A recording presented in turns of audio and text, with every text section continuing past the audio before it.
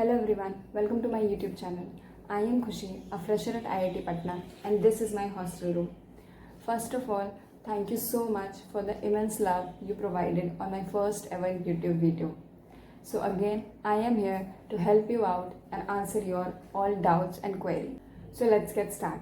So first and major question was, what were the batches I bought during my drop year?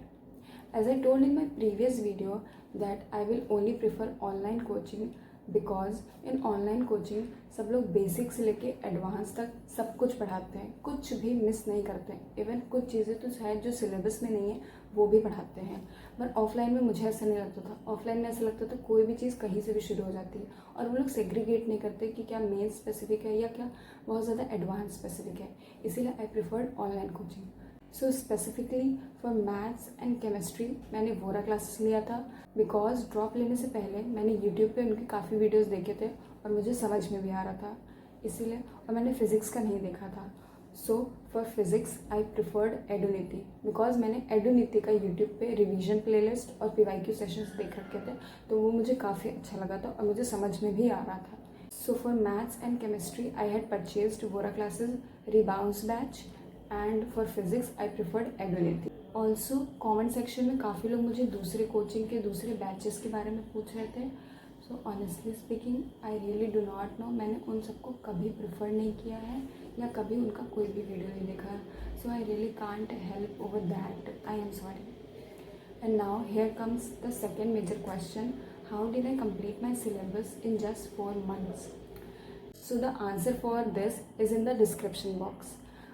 मेरा raw schedule और आप लोग को समझ में आए ऐसा उसी का सेम टू सेम एक PDF डिस्क्रिप्शन बॉक्स में है, उनके लिंक्स डिस्क्रिप्शन बॉक्स में है, यू कैन रेफर देम। मैंने जो बैचेस लिए थे वो अप्रैल सेशन के लिए थे और मैंने प्रिपरेशन शुरू की थी जुलाई से, तो काफ़ी वक्त हो चुका था और उतने में काफ़ी मेजर चैप्टर कवर हो चुके थे बैच में, ठीक है। तो मैंने बैच का शेड्यूल लिया और अपना शेड्यूल बनाने लगी।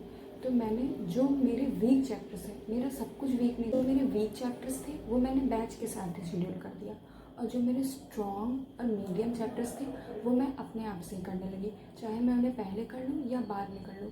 क्योंकि जो चैप्टर्स मुझे आते हैं, जिनके नोट्स ऑलरेडी ऑफलाइन में मैंने अच्छे से बनाया है, अच्छे से पढ़ा है, मैं उनको दोबारा बैच में देख के अपना टाइम वेस्ट क्यों करूँगी। इससे अच्छा उतने में मैं मॉक टेस्ट दे दूँ या मैं और क्वेश्चन प्रैक्टिस कर लूँ। तो इसी हिसाब से मैंने अपना स्ट्रॉन्ग, मीडियम और वीक चैप्टर सेग्रीगेट किया था और अपना सारा 4 महीने का शेड्यूल बनाया था। क्योंकि जो चैप्टर्स मुझे आते हैं उनमें ऑफकोर्स मुझे कम टाइम लगेगा और मैं जल्दी से फिनिश कर सकती हूँ। और जो बैचेस नवंबर या दिसंबर तक ख़त्म होने का शेड्यूल रहते हैं उनमें जनरली ऐसा ही होता है कि एंड में आते आते जो चैप्टर्स वो लोग कराते हैं वो या तो लीस्ट इम्पॉर्टेंट होते हैं या आउट ऑफ सिलेबस चैप्टर्स होता है, मेंस स्पेसिफिकली। तो इसीलिए उस पर ज़्यादा टेंशन लेने की ज़रूरत नहीं। अगर कोई ऐसा चैप्टर एंड के लिए छूट रहा है तो कोई बात नहीं, वो थोड़े दिनों में कवर हो जाएगा। पहले आपको ध्यान रखना है जो आपका वीक चैप्टर है और काफ़ी हाई वेटेज है और इम्पॉर्टेंट भी है, उसको आपको पहले ही ख़त्म कर लेना है, proper questions and mock test.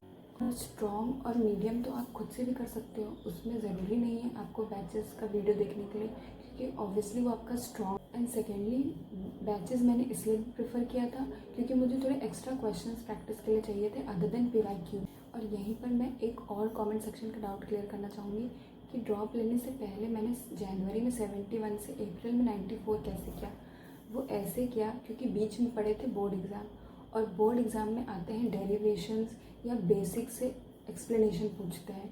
तो बोर्ड एग्ज़ाम के दौरान मेरा काफ़ी बेसिक भी क्लियर हुआ था। फॉर एग्जांपल ऑर्गेनिक के कुछ मैकेनिज़म्स या मैथ्स का कोई डेरिवेशन, फिज़िक्स का कोई डेरिवेशन जो शायद मैंने JEE की पढ़ाई के दौरान ठीक से समझा नहीं था, तो उन चीज़ों ने मुझे अप्रैल लेटर में काफ़ी हेल्प की। सेकेंडली जो जनवरी में मेंस के पेपर आते हैं मोस्ट प्रोबेबली वैसा ही पेपर अप्रैल लेटर में भी देखने को मिलता है। तो मैंने जनवरी अटेम्प्ट के सारे पेपर्स के सारे क्वेश्चन लगा लिए थे और कई बार लगाया था और अप्रैल अटेम्प्ट में उनसे काफ़ी क्वेश्चन रिपीट हुए थे, तो इसलिए भी मेरी परसेंटाइल 71 से 94 तक इंक्रीज़ कर गई। So now the third question is what was my daily schedule और how many hours did I study.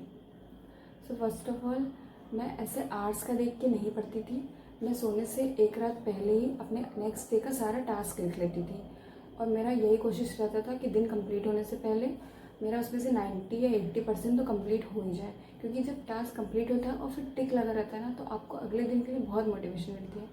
मैं कुछ फ़ोटोज़ लगा दूँगी कैसे मैं बस डेट लिखती थी और ये टास्क है, और दिन के एंड में उनको टिक करती थी, ताकि अगले दिन के लिए मोटिव। और जिस दिन वो टिक नहीं लगता था उस दिन इतना गिल्ट होता था कि आपको अगले दिन से फिर और प्रैक्टिस करनी ही पड़ती थी। और मैंने कभी भी ऐसे टाइम टेबल नहीं बनाया कि सुबह इतने बजे उठना है, फिर ये करना है, फिर ये करना है, फिर ये करना है।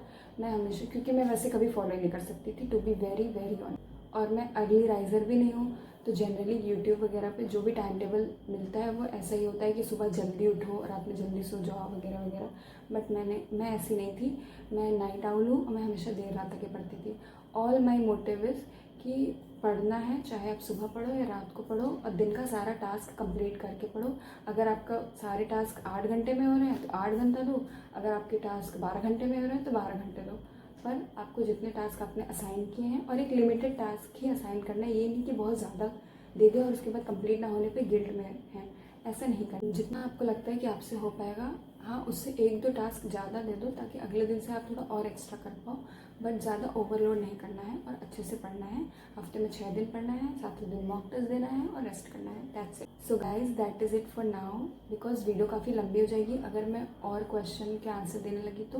But do not worry, I will upload the next video on Wednesday, and in next video we will tackle about inorganic and organic chemistry and all that रटने वाला portion मैंने कैसे किया था. So don't miss it. See you soon. Till then, work hard, stay focused, and all the best. Bye bye, and don't forget to subscribe.